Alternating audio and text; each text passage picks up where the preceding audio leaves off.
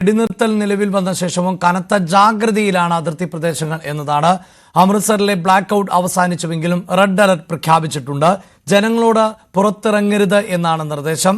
Red alert മുന്നറിയിപ്പുമായി അല്പം മുമ്പ് സൈറണുകൾ മുഴങ്ങുകയും ചെയ്തു. ജനങ്ങളുടെ സൗകര്യാർത്ഥമാണ് ബ്ലാക്ക് ഔട്ട് പിൻവലിച്ചത് എന്നും ജനങ്ങൾ വീടുകളിൽ ജനലുകൾക്ക് അടുത്ത് നിൽക്കരുത് എന്നും കർശനമായി നിർദ്ദേശങ്ങൾ പാലിക്കണമെന്നും അമൃത്സർ ഡെപ്യൂട്ടി കമ്മീഷണർ അറിയിക്കുകയും ചെയ്തിട്ടുണ്ട്. ഈ നിലയിലാണ് നമ്മുടെ അതിർത്തി സംസ്ഥാനങ്ങൾ, പ്രത്യേകിച്ച് പഞ്ചാബ്, വലിയ തോതിൽ, അതായത് പാകിസ്ഥാന്റെ ഭാഗത്ത് നിന്ന് ഏത് നിമിഷവും ആക്രമണം നേരിടാവുന്ന ഒരു സംസ്ഥാനം ആണ് പഞ്ചാബ്. അതിർത്തി പങ്കിടുന്ന സംസ്ഥാനം കൂടിയാണ്. ഇതിൽ സജിത്ത്, ഈ ആക്രമണം അല്ലെങ്കിൽ സംഘർഷമുണ്ടായതിനു ശേഷം നമ്മുടെ വ്യോമപാതകളിൽ അടക്കം വലിയ നിയന്ത്രണം നമ്മൾ തന്നെ വരുത്തിയിട്ടുണ്ട്. പ്രത്യേകിച്ച് അതിർത്തി സംസ്ഥാനങ്ങളിലെ വിമാനത്താവളങ്ങൾ അടച്ചിടുന്ന സാഹചര്യമുണ്ട്. അതിർത്തി സംസ്ഥാനങ്ങളിൽ വിമാനത്താവളങ്ങളിലേക്കുള്ള സർവീസുകൾ, മറ്റു വിമാനത്താവളങ്ങളിൽ നിന്നുള്ള സർവീസുകളൊക്കെ നിർത്തിവെച്ചിട്ടുണ്ട്. ഇതൊക്കെ പിൻവലിക്കേണ്ട ഒരു സാഹചര്യമുണ്ടല്ലോ. ഇപ്പോഴത്തെ വിവരങ്ങൾ അനുസരിച്ച് മെയ് 15 വരെയാണ് ഈ തരത്തിലുള്ള നിയന്ത്രണങ്ങൾ ഉള്ളത്. നിലവിൽ ഈ വെടിനിർത്തലിലേക്ക് പോയെങ്കിൽ പോലും വളരെ പെട്ടെന്ന് ഈ അതിർത്തികൾ പഴയ നിലയിലാകും എന്ന് നമുക്ക് പ്രതീക്ഷിക്കാനാകുമോ? യെസ് അഭിലാഷ്, ഒരു പ്രധാനപ്പെട്ട കാര്യം കൂടി പങ്കുവെക്കാം. പ്രതിരോധ മന്ത്രി രാജ്നാഥ് സിംഗിന്റെ ഒരു ട്വീറ്റ് പുറത്തു വരുന്നുണ്ട്. അദ്ദേഹം രാജ്യത്തിന്റെ സാങ്കേതിക വിദഗ്ധരെ അനുമോദിക്കുകയാണ് ഈ ട്വീറ്റിലൂടെ ചെയ്തിരിക്കുന്നത്. On National Technology Day, India salutes the scientists and engineers and technicians to contribute by developing new technologies for bringing positive changes in our lives എന്നതാണ് അദ്ദേഹം പറഞ്ഞിരിക്കുന്നത്. ഒറ്റനോട്ടത്തിൽ ഒരു ദിവസത്തിൻ്റെ പ്രത്യേകതയിൽ അദ്ദേഹം നടത്തുന്ന ഒരു അനുമോദനമെന്ന് തോന്നാമെങ്കിൽ കൂടിയും ഇന്ത്യയുടെ പ്രതിരോധം, സൈനിക പ്രതിരോധം കഴിഞ്ഞ ദിവസങ്ങളിൽ വലിയ ചർച്ചയായിരുന്നു. ശാസ്ത്ര സാങ്കേതിക വിദ്യയുടെ വളർച്ച, അത് ഇന്ത്യ പരമാവധി പ്രയോജനപ്പെടുത്തുന്ന പ്രതിരോധ സംവിധാനങ്ങൾ നമുക്കുണ്ട്.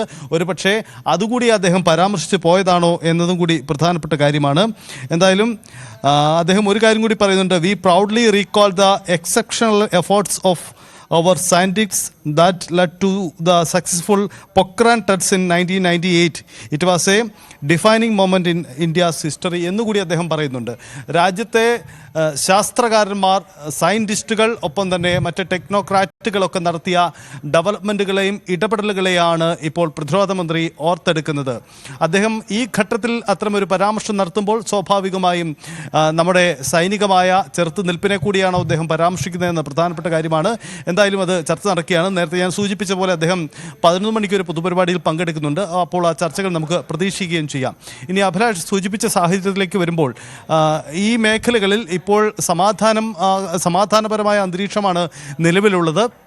അവിടങ്ങളിൽ ഇപ്പോഴും ജാഗ്രതാ നിർദ്ദേശം നിലവിലുണ്ട്. കാരണം അമൃത്സർ പോലെയുള്ള ഇടങ്ങളിൽ അവിടെ ജനങ്ങൾക്ക് വൈദ്യുതി പുനഃസ്ഥാപിച്ചു കൊടുത്തിട്ടുണ്ടെങ്കിൽ കൂടിയും റെഡ് അലേർട്ട് തുടരുകയാണ്. കാരണം പാകിസ്ഥാൻ ഇന്നലെയും ഈ സീസ് ഫയർ വയലേഷൻ ഉണ്ടായ സാഹചര്യത്തിൽ കൂടുതൽ ജാഗ്രത എന്നതാണ് നമ്മൾ അവിടെ സ്വീകരിച്ചിരിക്കുന്ന നിലപാട്.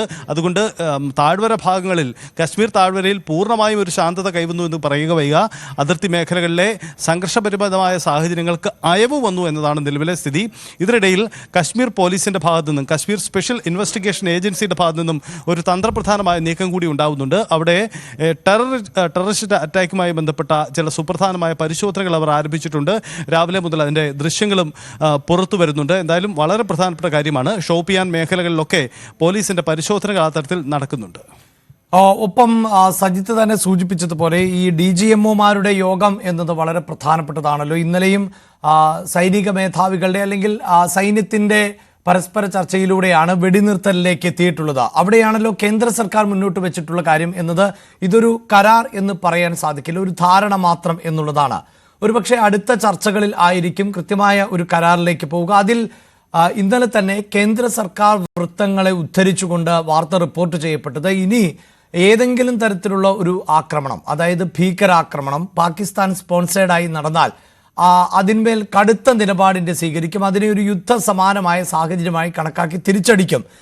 അങ്ങനെ ഒരു തീരുമാനം അടക്കം ഇന്ത്യ കൈക്കൊണ്ടിരുന്നു എന്നുള്ളതാണ്. അത് ഏതെങ്കിലും കോണുകളിൽ നിന്ന് സ്ഥിരീകരിക്കപ്പെട്ടിട്ടില്ല. ഒരു പക്ഷേ ഈ DGMOമാരുടെ യോഗത്തിൽ ഇത്തരം ചില കടുത്ത നിലപാടുകൾ ഇന്ത്യ മുന്നോട്ട് വയ്ക്കുവാനുള്ള സാധ്യത കാണുന്നുണ്ടോ സജിത്ത്? വളരെ ശക്തമായ ഒരു നിലപാടാണ് അഭിലാഷ് ഇക്കാര്യത്തിൽ ഇന്ത്യക്കുള്ളത്. ഒരുപക്ഷേ നമ്മൾ ആ നിലപാട് ഒന്നുകൂടി ശക്തമായി ഉന്നയിക്കാനുള്ള അവസരം ഉണ്ട്. കാരണം നമ്മൾ ഈ സീസ് ഫയറിന് തയ്യാറാവുമ്പോഴും ഇക്കാര്യത്തിൽ ഇനി ഏതെങ്കിലും തരത്തിലുള്ള ഒരു ടെററിസ്റ്റ് അറ്റാക്ക് പോലെയുള്ള സാഹചര്യം ഉണ്ടായാൽ അത് സുരക്ഷയ്ക്ക് നേലുള്ള ഒരു കടന്നാക്രമണമായി കണ്ടുകൊണ്ട് ഒരു സൈനിക നീക്കത്തിലേക്ക് ഇന്ത്യ വരും എന്നതാണ് നമ്മുടെ പ്രഖ്യാപനം. ആ പ്രഖ്യാപനം അനുസരിച്ച് തന്നെയാണ് മുന്നോട്ട് പോവുക. ഇത് കൃത്യമായി പാകിസ്ഥാൻ നൽകുന്ന ഒരു സന്ദേശം കൂടിയുണ്ട്. അതാണ് പ്രധാനമായും ഇപ്പോൾ അമേരിക്ക അടക്കമുള്ള രാജ്യങ്ങളുടെ ഇടപെടലിനെ തുടർന്നാണ് ഇന്ത്യ ഇത്തരം ഒരു വെടിനിർത്തൽ കരാറിന് തയ്യാറായത് തുടങ്ങിയ അഭ്യൂഹങ്ങളുണ്ട്. അത് സ്ഥിരീകരിക്കപ്പെടുന്നില്ല. പക്ഷേ എന്തായാലും അത് സർക്കാരിൻ്റെ വേർഷൻ വരട്ടെ. പക്ഷേ ഒരു കാര്യം വ്യക്തമാണ്, ഇത്തരം തയ്യാറെടുപ്പുകളും ഇത്തരം ഒരു പിന്നോട്ട് പോക്കിന് ഇന്ത്യ തയ്യാറായാൽ പോലും നമ്മൾ മുന്നോട്ട് വെച്ച ഒരു കാര്യമുണ്ട്. അത് ഇനി അത്തരം നീക്കമുണ്ടായെങ്കിൽ പാകിസ്ഥാന് മേൽ കടന്നാക്രമിക്കും എന്നതാണ്. അതായത് ഭാവിയിലും ഇത്തരം ടെററിസ്റ്റ് ആക്ടിവിറ്റീസ് പാകിസ്ഥാൻ കേന്ദ്രീകൃതമായി ഉണ്ടായെങ്കിൽ രാജ്യം നൽകാൻ പോകുന്ന തിരിച്ചടി എന്തായിരിക്കുമെന്ന സൂചന കൂടിയാണ്. അതൊരു ഭീഷണി, തീർച്ചയായും പാകിസ്ഥാനുള്ള ഒരു ഭീഷണി കൂടിയാണ്. അതുകൊണ്ട് അത്തരം നിർദ്ദേശം കൃത്യമായി മുന്നോട്ടിട്ട് വെച്ച് തന്നെയാണ് പോകുന്നത്. നാളെ നടക്കാൻ പോകുന്ന ചർച്ചയിലും തീർച്ചയായും ഇക്കാര്യം ഉയർന്നു വരാനാണ് സാധ്യത. യെസ്, എന്തായാലും നിർണായകമായ ചർച്ചകൾ ഇനിയും പുരോഗമിക്കേണ്ടതുണ്ട്. ദിവസങ്ങൾ നീണ്ട സംഘർഷത്തിന് അയവ് വന്നിരിക്കുന്നു. ഇന്നലെ രാത്രി 10 മണിക്ക് ശേഷം അതിർത്തി പ്രദേശങ്ങളിലോ മറ്റ് മേഖലകളിലോ ഒന്നും തന്നെ വെടിവെച്ചുകളോ ഡ്രോൺ ആക്രമണങ്ങളോ ഒന്നും തന്നെ ഉണ്ടായിട്ടില്ല എന്നുള്ളതാണ് മനസ്സിലാക്കാൻ സാധിക്കുന്നത്. അതേസമയം ഈ വെടിനിർത്തലിന് ശേഷവും പ്രകോപനപരമായ പ്രസ്താവനകളുമായിട്ട് പാകിസ്ഥാൻ പ്രധാനമന്ത്രി ഷഹബാസ് ഷെരീഫ് രംഗത്ത് വന്നിരുന്നു. അത് ഇന്ത്യയാണ് പ്രകോപനം നടത്തിയത്. വെടിനിർത്തൽ പ്രഖ്യാപിച്ചുകൊണ്ട് പാക് പ്രധാനമന്ത്രി പറഞ്ഞത് ഇത്തരത്തിലുള്ള പരാമർശങ്ങളായിരുന്നു. ഉരുക്കുകോട്ട പോലെയാണ് പാക് ജനത നിലകൊണ്ടത് എന്നും പാകിസ്ഥാനെതിരായ ആക്രമണങ്ങളെ ഒന്നിച്ച് ചെറുത്തു തോൽപ്പിക്കും എന്നും അദ്ദേഹം പറഞ്ഞു. ഇന്ത്യയുടെ ആക്രമണത്തിന് ശക്തമായി തിരിച്ചടിയാണ് നൽകിയത്. പെഹൽഗാം സംഭവത്തിൽ സുതാര്യമായാകും പക്ഷം പിടിക്കാത്തതുമായ അന്വേഷണത്തെയാണ് പാകിസ്ഥാൻ സ്വാഗതം ചെയ്യുമെന്നതും അദ്ദേഹം ചേർത്ത് വയ്ക്കുകയുണ്ടായി. ഷഹബാസിന്റെ പ്രസ്താവനയിൽ ഇക്കാര്യങ്ങളെല്ലാം പറയുമ്പോൾ ഇന്ത്യയുടെ തോക്കുകളെ നിശബ്ദമാക്കാൻ പാകിസ്ഥാൻ സേനയ്ക്ക് കഴിഞ്ഞു എന്ന പരാമർശവും ഷഹബാസിന്റെ ഭാഗത്ത് നിന്ന് ഉണ്ടാവുകയും ചെയ്തു.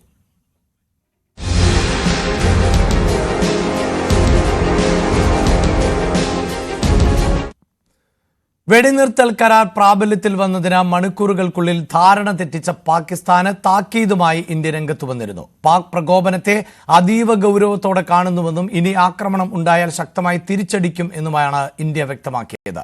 ആക്രമണം ഉണ്ടായാൽ ചെറുക്കാൻ സൈന്യത്തിന് നിർദ്ദേശവും നൽകി. For the last few hours, there have been repeated violations of the understanding arrived at earlier this evening between the Directors General of Military Operations of India and Pakistan. This is a breach of the understanding arrived at earlier today. The armed forces are giving an adequate and appropriate response to these violations, and we take very, very serious notice. We call upon Pakistan to take appropriate steps to address these violations and